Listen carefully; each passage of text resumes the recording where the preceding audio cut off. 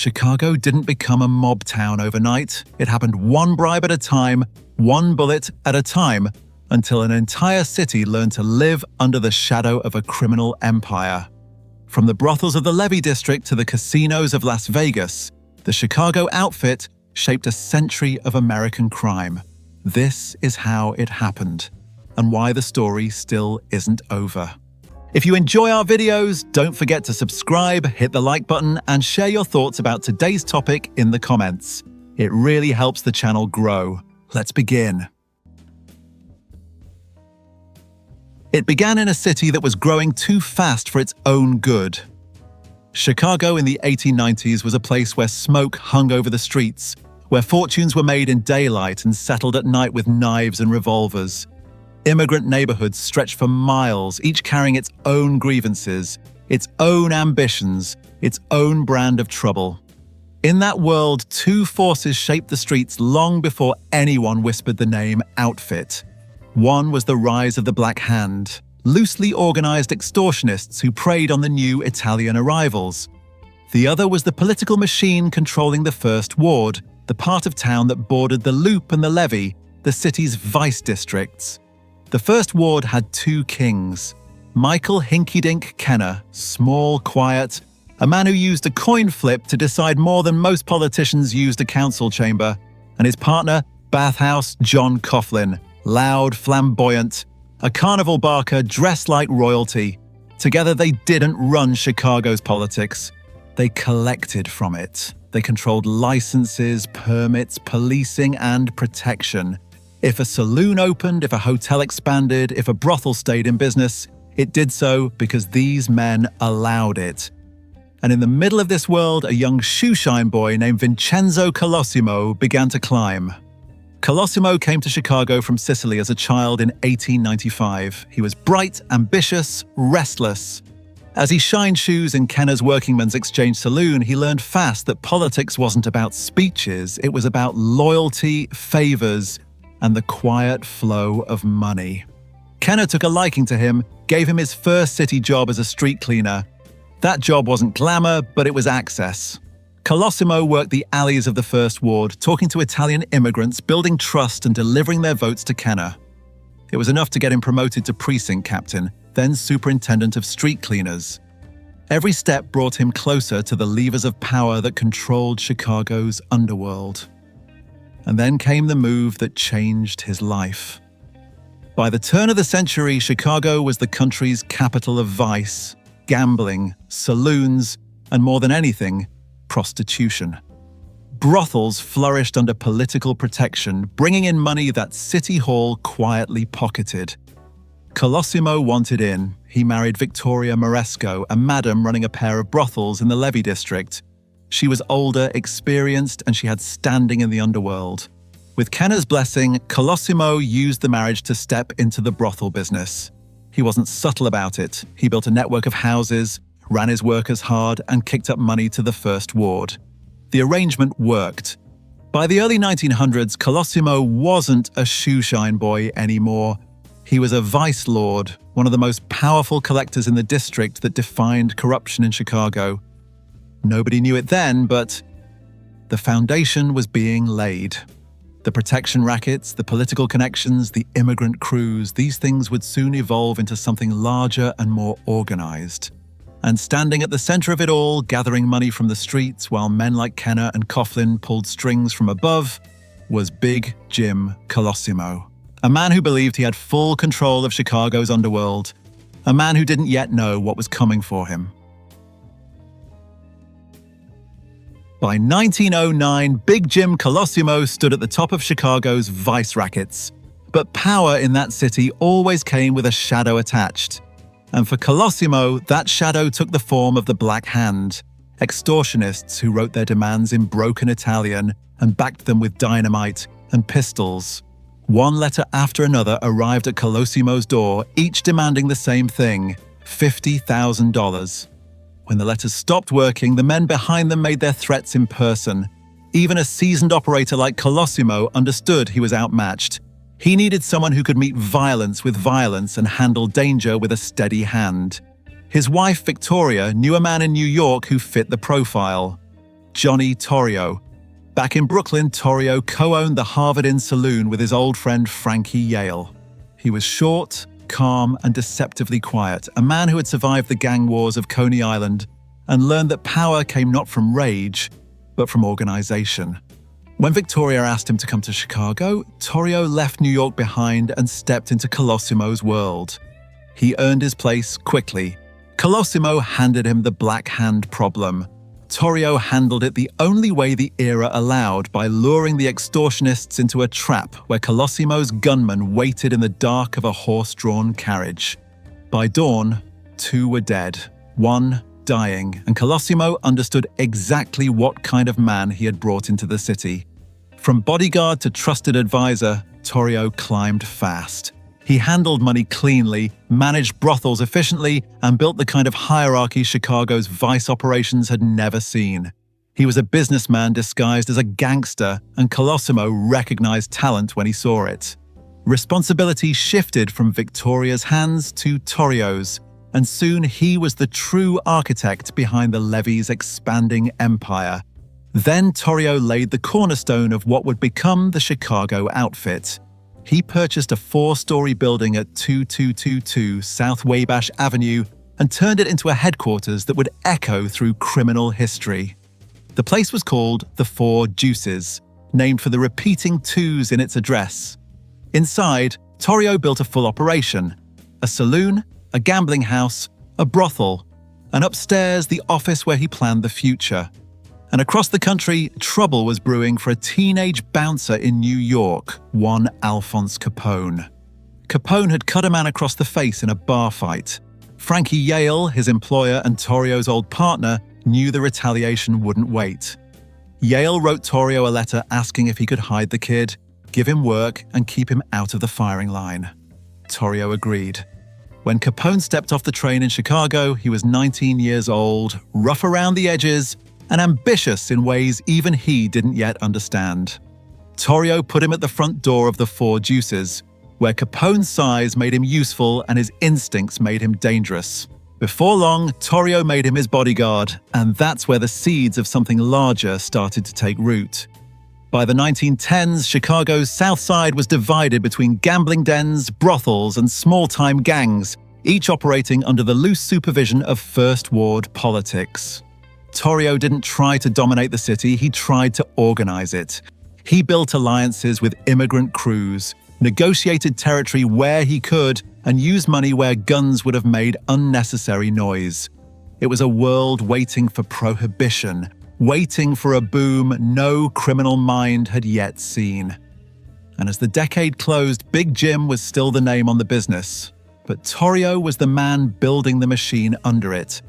Al Capone was learning, Chicago was changing, and the Levee, the wild heart of the city's vice trade, was becoming something far more structured, far more ambitious. The shape of the outfit was beginning to emerge. The year 1920 arrived like a fuse being lit. On January the 17th, Prohibition officially took hold in the United States. Across the country, bars shuttered, breweries closed, and federal agents prepared to enforce a law that would reshape American crime. In Chicago, the underworld didn't see a moral crusade, they saw opportunity. Vast, unprecedented, uncontested opportunity. Johnny Torrio understood it instantly. For years, he'd watched the money flow from brothels and gambling rooms, but liquor, illegal, unregulated, forced into the shadows, was something else entirely. Liquor meant millions. It meant expansion far beyond the Levee and the First Ward.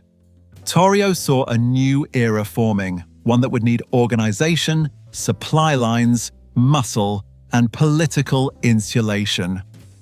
But Big Jim Colosimo wasn't interested.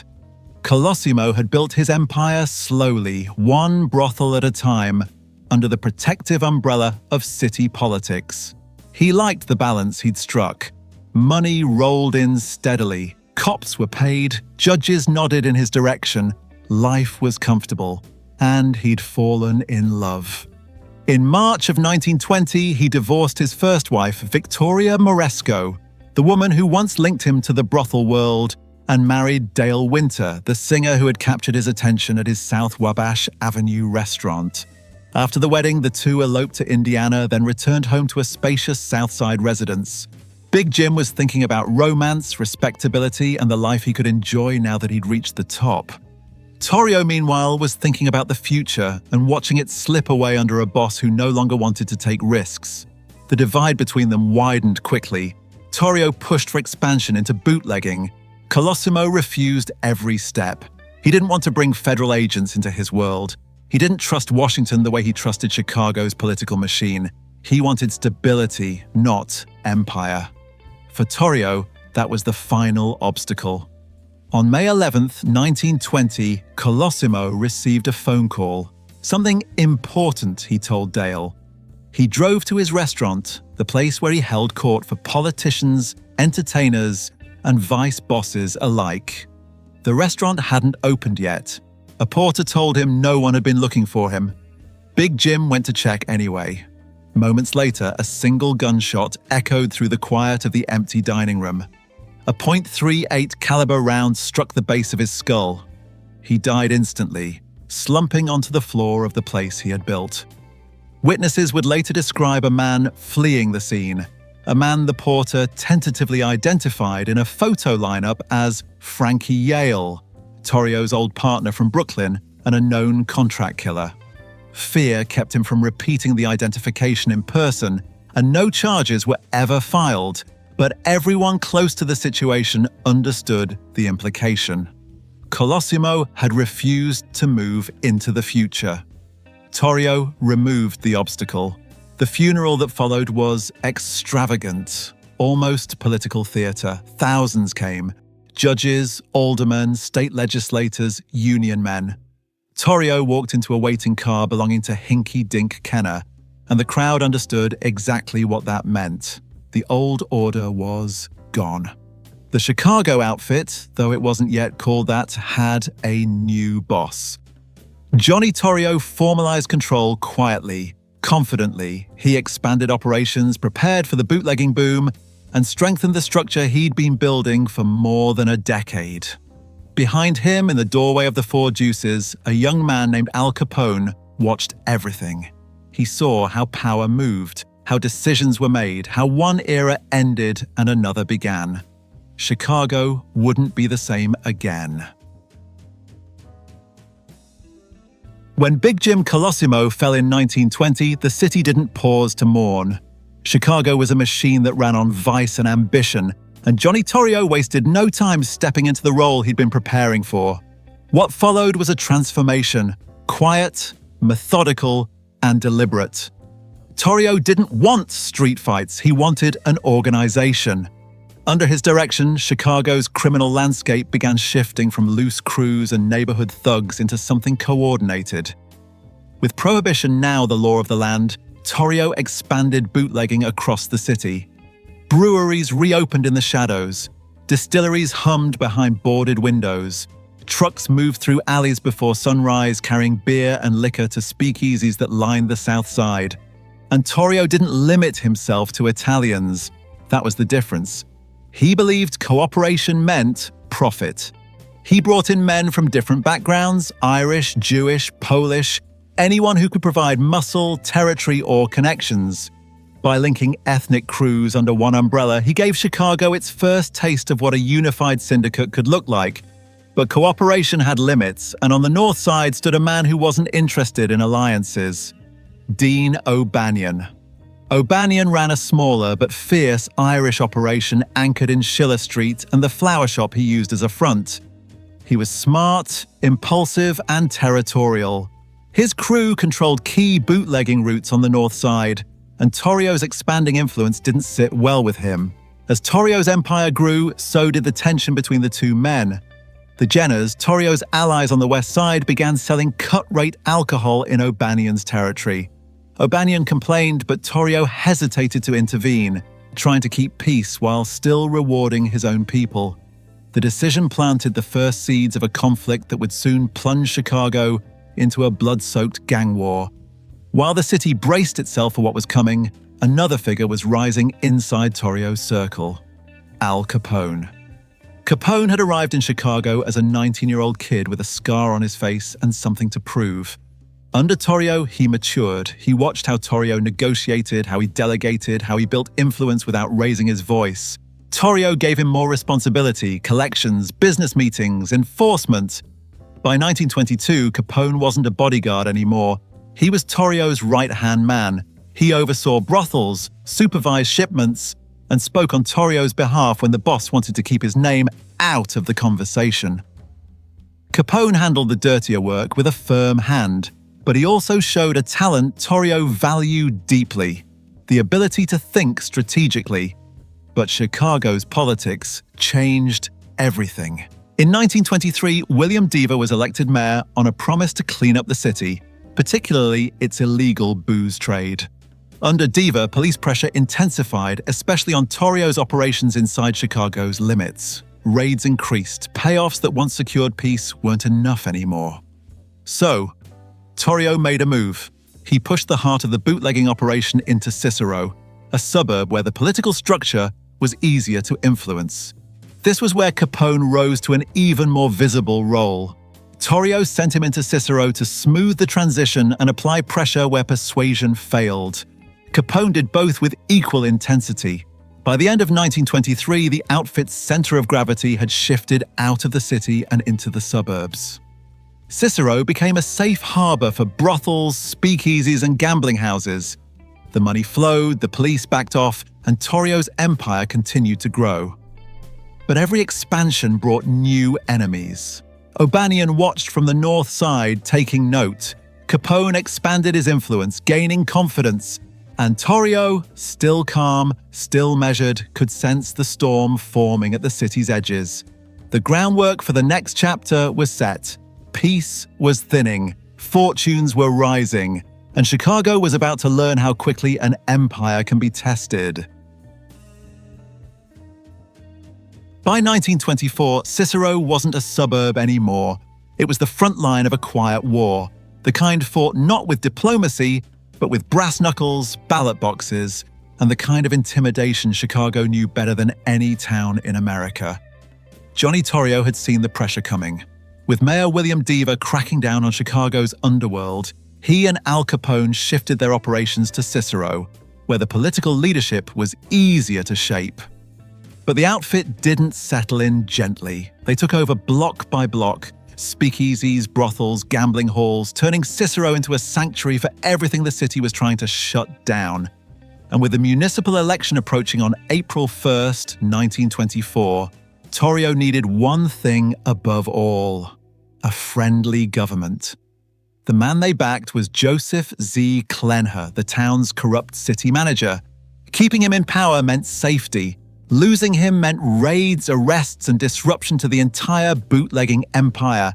So the outfit prepared for an election the only way they knew how. Capone was put in charge. In Cicero, Al Capone wasn't Torrio's quiet understudy anymore. He was the enforcer, the negotiator, the public face of the takeover. He filled the town with his men, armed, confident, and ready to make sure the voters understood who to support. Election day came with the smell of gunpowder in the air. Capone's men guarded polling stations with shotguns under their coats. Voters were shoved, threatened, and warned before they reached the ballot box. Opposition workers were beaten. Campaign headquarters for the Democrats were raided and ransacked. Their workers were forced into captivity for hours while Capone's men tore apart the building. By mid-afternoon, the situation spiraled too far for Cook County to ignore. Judge Edmund J. Jarecki issued an order: send in the police. 70 Chicago officers, plainclothesmen newly sworn in as county deputies, poured into Cicero to break the outfit's grip on the election. What followed was chaos in the streets. And then came the gunfire. On 22nd Street and Cicero Avenue, Al Capone's brother, Frank Capone, confronted a squad of detectives. Frank had a reputation as the more level-headed Capone brother, but on this day, he carried a gun and authority he wasn't used to surrendering. The tension snapped in an instant. Detective Sergeant William Cusack opened fire. Other officers followed. Frank Capone was hit repeatedly and killed in the street. Al arrived moments later, watching his brother's body taken away under a white sheet. The moment hardened him. It also made him more dangerous. Despite the bloodshed, the mission held. When the votes were counted, Clenna won. Cicero belonged to the outfit. The victory ensured the safety Torrio needed. Police raids slowed, judges kept their distance. Capone established headquarters inside the suburb, turning it into the heart of his growing influence. But the violence of that day left marks that wouldn't fade. Frank was gone. The outfit had crossed another line, and the quiet tension between the gangs of Chicago, especially the men watching from the north side, grew sharper. Cicero was secure, but the city was inching towards something darker, something more violent, something no one could control once it began. By late 1924, Chicago was a city balancing on a knife's edge. Cicero had fallen under the control of Torrio and Capone, and the outfit's bootlegging empire was tightening its grip. But power always creates resentment, and no one felt that more sharply than the men on the north side. At the center of that storm was Dean O'Banion, Irish, sharp-tongued, and dangerously impulsive. He ran his flower shop on North State Street like a command center, selling bouquets to politicians in the daylight and ordering hits after dark. O'Banion had never forgiven Torrio for allowing the Jenners to flood the north side with cheap alcohol, and Torrio, who preferred diplomacy to firefights, tried to play peacemaker while the tension built. By the fall of 1924, the conflict couldn't be negotiated anymore. It needed a resolution. And O'Banion provided the opening. He tricked Torrio into buying his brewery just before a police raid, costing Torrio thousands in fines and giving him a public humiliation he couldn't ignore. The insult was too sharp, too direct, and too costly. Torrio's patience, famous across Chicago, finally cracked. On November 10th, 1924, 3 men walked into Schofield's flower shop. They greeted O'Banion like regular customers. Then they put 6 bullets into him at close range. Dean O'Banion collapsed among the flowers he sold for funerals. The North Side had lost its leader, and Chicago braced for the response. The man who stepped forward was Jaime Weiss, cold, calculating, and already known on the streets as the Polak, though few said it to his face. Weiss had been O'Banion's closest friend. He had survived bullet wounds before, carried a Bible with him at all times, and believed in vengeance with a kind of religious clarity. Under Weiss, the North Side gang didn't grieve. They retaliated. In January 1925, Weiss and his men found their target. Torrio was returning home from a shopping trip with his wife, Anna. As he stepped out of the car, North Side gunmen opened fire, shooting him several times, twice in the jaw, once in the elbow, and again as he tried to crawl to safety. They approached to finish the job, but their getaway driver panicked at the sound of police sirens and sped off, leaving Torrio bleeding but alive. The attempt shook Torrio in a way no business setback could. He survived, but the message was clear. The North Side wanted a war. And Torrio wanted something else, a way out. During his recovery, Torrio made the decision that would define the next era of Chicago crime. He turned to the man who had been rising in his shadow for years, the one who didn't fear confrontation, who didn't hesitate in violence, who had handled Cicero with an iron hand. Al Capone. Torrio called him to his bedside, gave him control of the empire, and walked away from the life that had nearly killed him. He left Chicago, retired to New York, and later moved quietly into semi-retirement, advising the New York syndicate, but never again taking direct command of a street operation.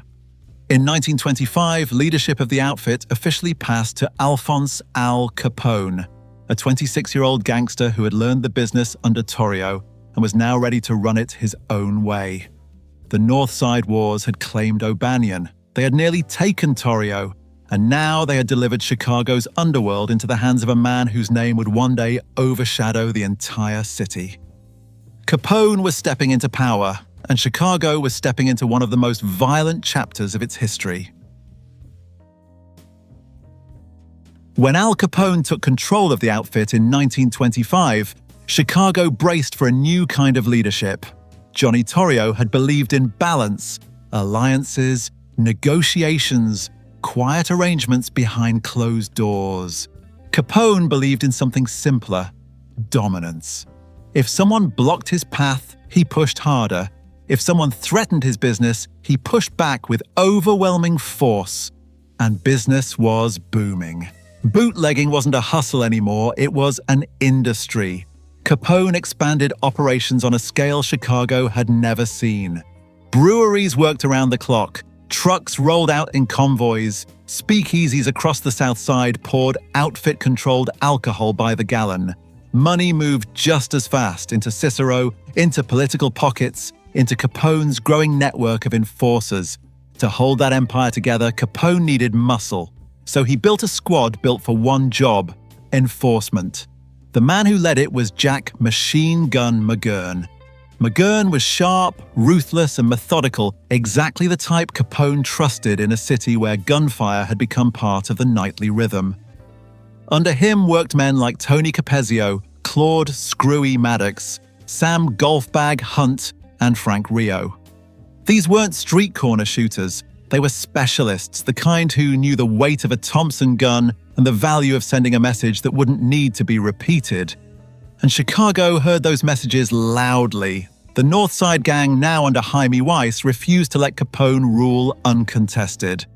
Weiss hated Capone with a clarity that left no room for compromise. He had already tried to kill Torrio. Now he wanted Capone.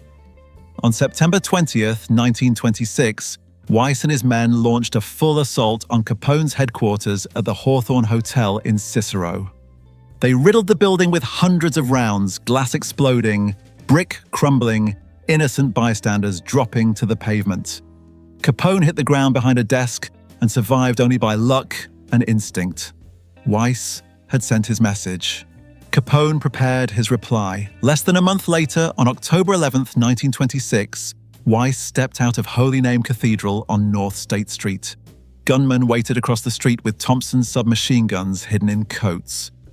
As Weiss walked past the church entrance, the shooters opened fire. Weiss was hit repeatedly, collapsing onto the pavement. He died where he fell. Most believe McGurn coordinated the hit. Capone never said a word one way or the other. In Chicago, silence was confirmation enough. With Weiss gone, the Northside gang staggered under Vincent Drucci, and later, Bugs Moran. But Capone didn't pause to celebrate. He had political goals to handle, and the next battleground wasn't the street, it was the ballot box.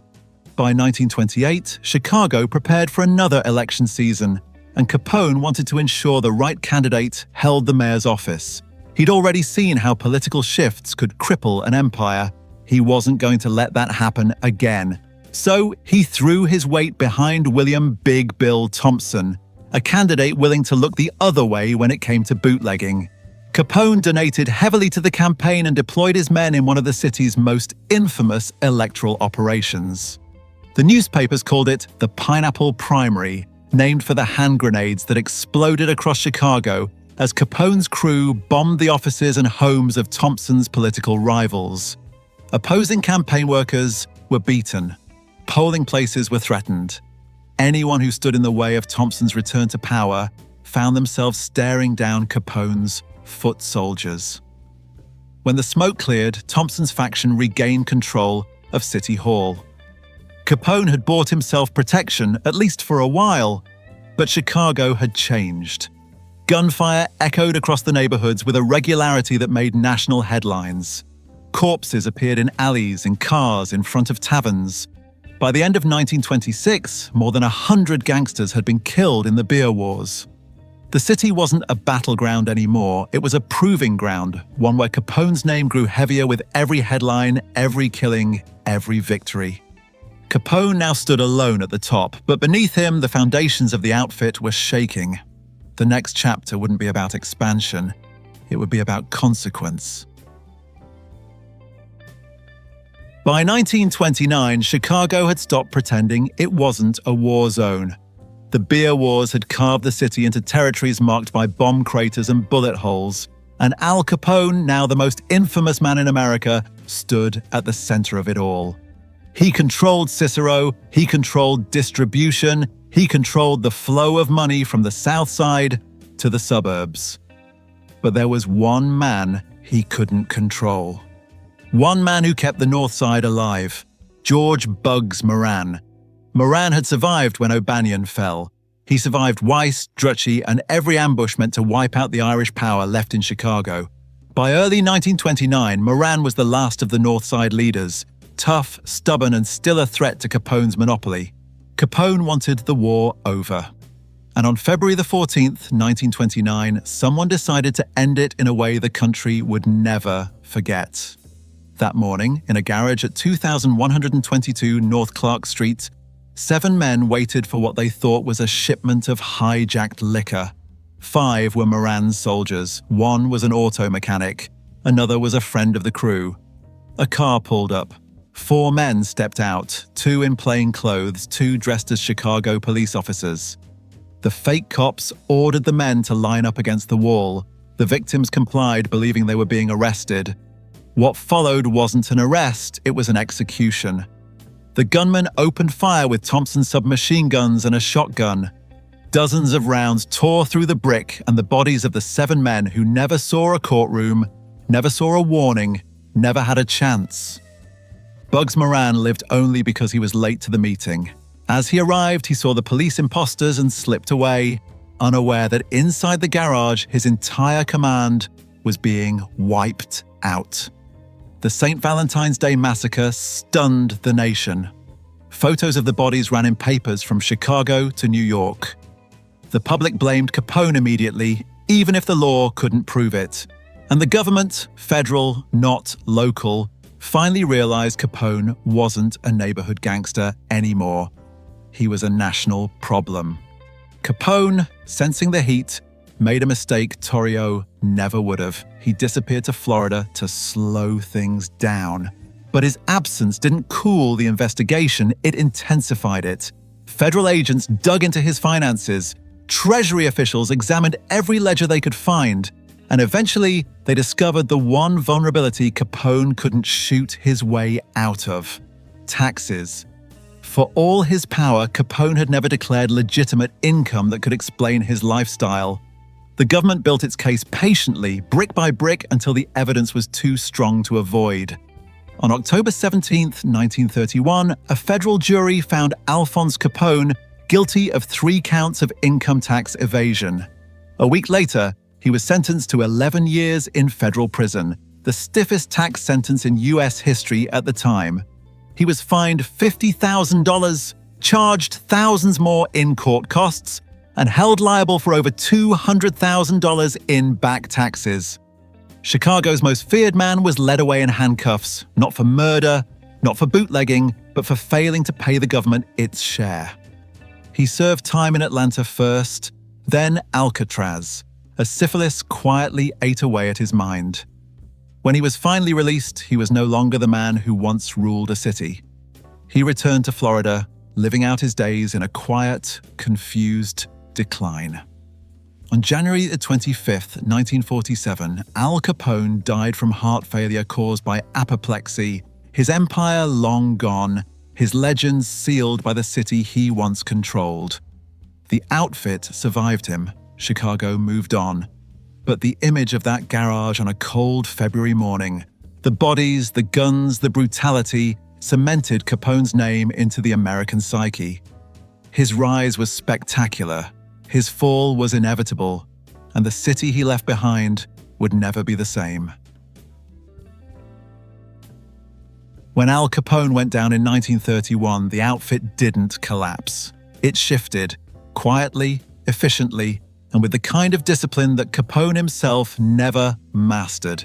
The next name to rise wasn't a showman or a politician or a man who craved the spotlight. It was Frank Nitti, thin, sharp-featured, known around Chicago as the Enforcer. Nitti had been Capone's operations chief, a practical man with a steady temperament. When the tax case swept through the upper ranks of the outfit, he got caught too. In 1931, the government convicted him of income tax evasion, the same crime that put Capone away. But the sentence was lighter. Nitti served only 18 months, walking out of prison on March 25, 1932. When he came home, the papers announced him as the new boss of the outfit. But inside the organization, everyone understood something different. Nitti wore the crown, but the man holding the real power stood behind him. Paul, the waiter, Ricca. Ricca didn't need headlines, he didn't need attention. He controlled the outfit the way a man controls a chessboard, quietly, with every move calculated 3 steps ahead. While Nitti handled the public role, Ricca built the outfit into a national force. Under his direction, the syndicate expanded beyond bootlegging into rackets that offered cleaner money and longer reach. Gambling operations across the Midwest, loan sharking, union infiltration, and most notably, labor racketeering. Hollywood became their most lucrative frontier. By the late 1930s, the outfit had sunk its hooks deep into the motion picture industry. They controlled unions, manipulated wages, and extorted the studios through strikes, threats, and carefully orchestrated chaos. With the Teamsters Central States Pension Fund and muscle from Chicago and California crews, the outfit forced Hollywood to pay for peace. For a while, it worked. Then the government noticed. In the early 1940s, federal investigators finally caught the outfit's Hollywood scheme in progress. The case was massive. Studio executives, union officials, and Chicago mobsters all tied together by one truth. The outfit had been shaking down the entertainment industry for years. Someone had to take the fall. Ricca expected Frank Nitti, the man with the public title, to plead guilty, but Nitti carried a private torment. Months earlier, during that short prison stint for tax evasion, he had discovered he was claustrophobic. The idea of going back behind steel bars and locked doors was more than fear. It was paralysis. On March 19, 1943, the day before he was expected in court, Nitti walked along a railroad embankment near his home. He carried a .32 caliber pistol. Witnesses later recalled seeing him stumble, possibly drunk, possibly shaking, and heard several misfires before the fatal shot. Frank Nitti died by suicide, alone on the tracks, choosing death over a return to prison. With Nitti gone, the quiet transfer of power became official. Paul Ricca stepped fully into the role he'd already been playing behind the scenes, and at his side he placed a man who would one day define the outfit's longevity, Tony Joe Batters Accardo, the emerging underboss. Ricca's reign didn't have the theatrics of Capone, the headlines of the bootlegging wars, or the open violence of the old days, but it shaped the outfit into what it would remain for decades, a structured, deliberate, efficient criminal enterprise. Capone had built the empire. Nitti kept the seat warm, but Ricca, quiet, patient Ricca, was the one who truly stabilized it, and the outfit was only getting started. When Frank Nitti died on that railroad embankment in 1943, the outfit didn't stumble. It tightened. It leaned into the men who had already been guiding it, Paul Ricca and his enforcer-turned-protégé, Anthony Joe Batters Accardo. Ricca had been the quiet spine of the outfit for years. Now he stepped openly into the role of boss, at least on paper. But even as he moved forward, the shadow of the Hollywood extortion case hung over him. Federal prosecutors weren't finished. They wanted justice for the racket that had squeezed the movie studios. And in 1943, Ricca and several outfit figures were indicted and sent to prison. The sentence was supposed to put him away for a decade. It didn't, thanks to political connections and the subtle maneuvering of the outfit's fixer, Murray the Camel Humphreys. Ricca and the others were released after serving only about 3 years. Ricca walked out of prison with a condition attached. He couldn't associate with known mobsters. On paper, that condition mattered. In reality, it meant nothing. Ricca didn't need to sit at the table to be in control. He had Accardo. Anthony Joe Batters Accardo, named by Capone himself for the efficient way he handled baseball bats, stepped in as the nominal boss, the underboss, and eventually the public face of the outfit. He wasn't flashy. He avoided attention, and he listened to Ricca.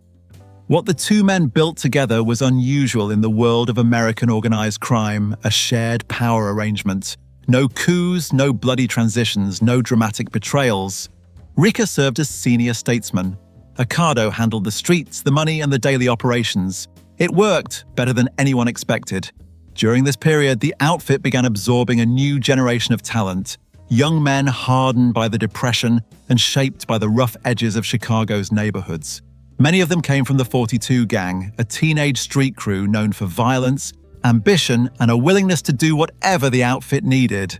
Among them were names that would later define the organization: Sam, Momo, Giancana, volatile, sharp, and destined for national attention; Felix Milwaukee Phil Alderizio, stone-cold enforcer with a reputation for brutality; Fiore Fifi Buccieri, strong, loyal, and deeply connected; Sam Mad Sam DeStefano, violent even by outfit standards, feared even by his own men. Under Ricca and Accardo, this generation didn't rise through chaos. They rose through structure. The outfit of the 1940s and 50s wasn't the reckless empire of Capone. It was streamlined, organized, national in its reach. Labor racketeering flourished. Gambling operations expanded across the Midwest. Money flowed from Chicago to Los Angeles to Las Vegas. And every major decision, every expansion, every hit, every political investment ran past Ricca and Accardo. Together, they created a kind of stability Chicago had never seen before. While New York's 5 families tore at each other, the outfit ran smoothly behind 2 men who understood the value of keeping egos out of the newspapers and blood off the streets, unless absolutely necessary. By 1957, pressure from the IRS pushed Accardo into semi-retirement, joining Ricca in a behind-the-scenes role. But retirement didn't mean withdrawal, it simply meant invisibility. From the shadows, the 2 men continued to guide the outfit for decades, shaping its decisions, picking its leaders, and ensuring its survival long after the Prohibition era had faded. Ricca and Accardo didn't build their legacy through violence. They built it through stability, through patience, through the kind of quiet control that left no fingerprints, and their influence was far from over. By the late 1950s, the Chicago outfit had reached a strange kind of perfection. It wasn't loud, it wasn't reckless, it didn't need to be. Its real power sat behind closed doors, in living rooms and club backrooms, where 2 men, Paul Ricca and Tony Joe Batters Accardo, guided the organization from the shadows. Both had stepped back officially. Both remained more powerful than anyone who carried a title. But the outfit still needed a boss the public could point to, someone to stand in the spotlight while Ricca and Accardo made the decisions. The man who filled that role was Sam Giancana. Giancana was everything his mentors weren't: flashy, emotional, ambitious to a fault. He enjoyed the cameras, the nightlife, the celebrities, the glamour that came with being Chicago's most visible mob figure. Under him, the outfit's reach didn't shrink, it expanded. And it expanded into places no criminal organization had ever gone before. 1959, 1960, American politics were shifting.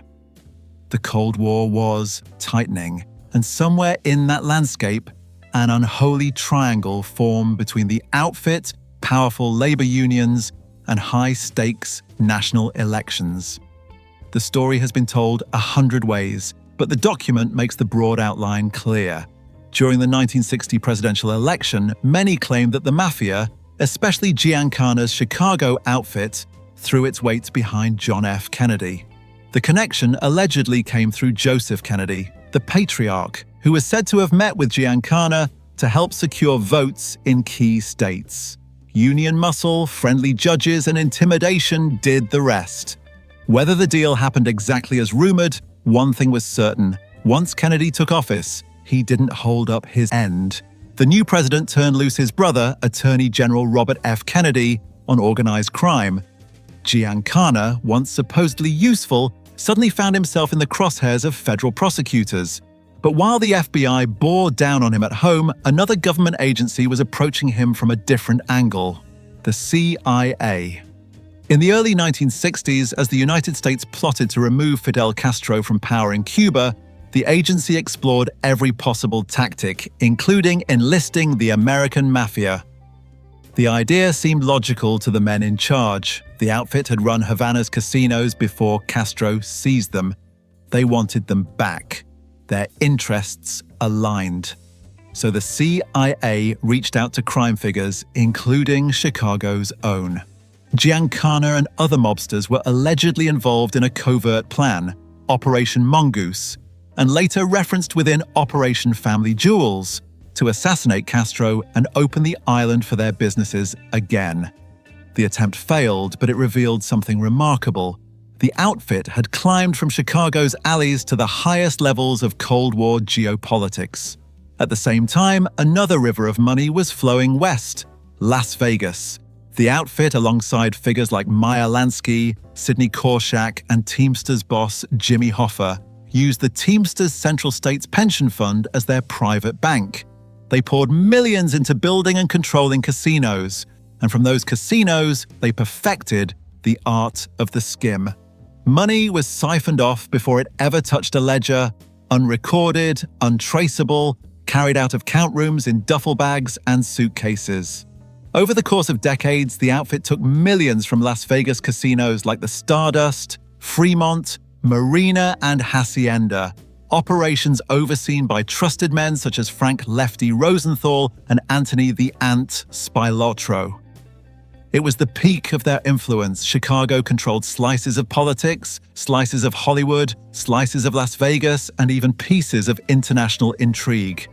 And yet the center of it all remained the same, Ricca and Accardo in the background, pulling strings, deciding who rose and who fell, turning a Midwestern crime syndicate into one of the most far-reaching criminal enterprises in American history.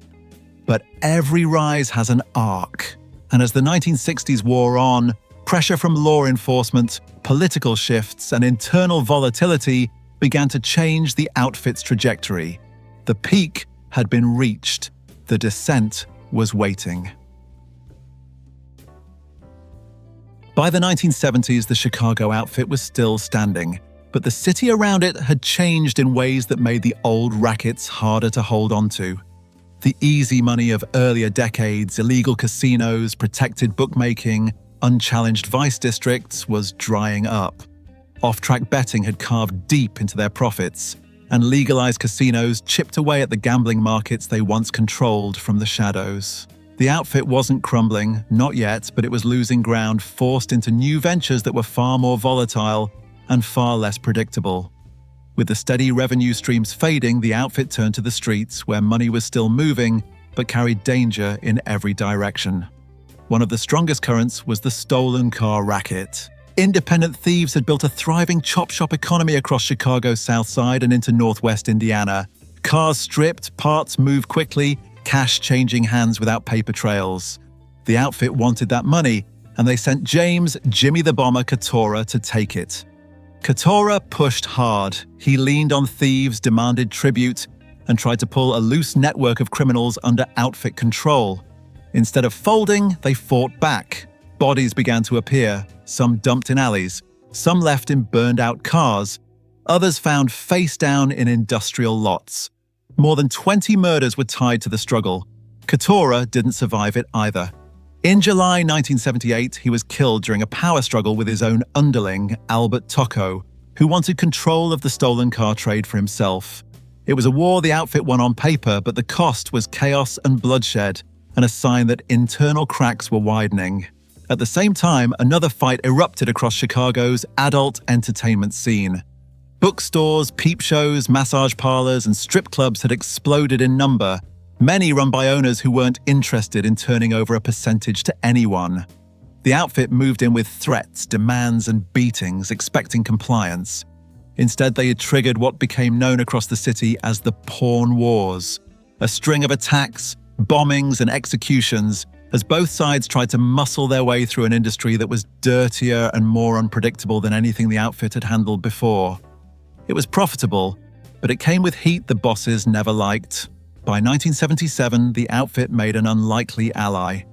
The Outlaws Motorcycle Club, violent, mobile, and deeply entrenched in street-level vice, entered into a loose partnership with them to control prostitution in parts of the city. It was a move that showed how far the outfit had drifted from its old structure. Once they dominated every racket outright. Now they needed outside muscle to protect markets they could no longer secure alone. The biggest blow didn't come from a rival, though. It came from Washington. Alan Dorfman had long been the outfit's key to the Teamsters Central States Pension Fund, the same pot of money that had fueled their Vegas casinos and countless under-the-table investments. When the Justice Department launched an investigation into Dorfman, they weren't chasing small-time corruption. They were chasing the financial backbone of the outfit. In 1982, the FBI tapped Dorfman's phones and captured enough evidence to bring bribery charges against him and his associates. It was called Operation Pendorf, and inside the outfit, it landed like a hammer. The plan had been to bribe a state senator to shift trucking industry regulations in their favor, an enormous financial windfall if it had succeeded. Instead, the arrest signaled that the old political protections were dying, and federal investigations were no longer something the outfit could outmaneuver with envelopes and favors. By the end of the 1980s, the Chicago outfit was still alive, but it was bruised, hunted, and shrinking. The days of wide-open profits were gone. In their place stood turf wars, betrayals, biker alliances, and federal cases that carved into the organization's core. The outfit wasn't finished, but the decline had begun, and it was impossible to ignore. By the 1980s, the outfit didn't rule Chicago from the streets anymore. Its real power lived in offices, courtrooms, and city buildings, quiet places where a handshake carried more weight than a gun. And no one embodied that influence more than Pat Marcy, the outfit's man inside Chicago's First Ward. Marcy wasn't a street boss. He didn't need to be. He controlled judges, fixed trials, selected juries, and guided politicians with the certainty of a man who had the police, the courts, and the city council on speed dial. The First Ward, which covered most of downtown Chicago, wasn't a political district. It was the outfit's command center. If a case needed to disappear, if a murder trial needed a certain verdict, if a zoning issue needed to go one way instead of another, Marcy made the call. Behind him stood Alderman Fred Rotti and committeeman John Darko Sr., men who treated City Hall as an extension of the outfit's headquarters. For decades, the system ran without interruption. Everyone knew the First Ward table inside Councillors Row, right across from City Hall, was where the real deals were made. But the outfit's greatest strength had always been secrecy. And in the 1980s, that secrecy cracked. The break came from an unlikely place, a gambling-addicted attorney named Robert Cooley. Cooley had represented mobsters for years. He had fixed cases, delivered payoffs, and earned the trust of Marcy and his circle. But when his debts piled higher than his ability to pay, Cooley made a decision no one saw coming. He walked into the US Justice Department's organized crime strike force and said, "I want to destroy Marcy and the First Ward." It wasn't bravado, it was confession, and it changed everything. The FBI wired Cooley, sending him back into the heart of the First Ward corruption machine. Wearing a hidden surveillance device, he sat at that infamous First Ward table, listening, talking, recording. Judges, lawyers, cops, political fixers, anyone who believed the system had protected them for a lifetime spoke freely in front of him. They didn't know the walls were listening. Those tapes became the backbone of Operation Gambat, short for Gambling Attorney, and the investigation peeled back the corruption layer by layer. The results were staggering. By the end, 24 judges, lawyers, police officers, and political figures were convicted, torn from the system they had controlled for a generation. The message was clear: the outfit no longer owned the courts. The shield that had protected it for half a century was fracturing. But while the political machine fell apart, another part of the outfit was being attacked from a different angle.